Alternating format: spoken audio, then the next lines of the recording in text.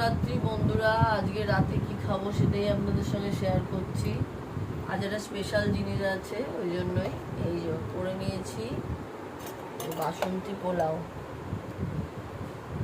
পোলাও আর তার সঙ্গে রয়েছে এই যে চিকেন কষা, একদম কষা কষা করে করেছি বন্ধুরা। এই হচ্ছে আজকে আমাদের রাত্রিরের খাওয়ার।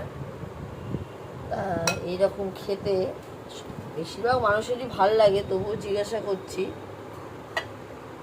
আজকে তো আমরা এটাই খাবো। কিরম হয়েছে আমাদের রাতের মেনুটা তোমরা কমেন্টে জানিও কিন্তু।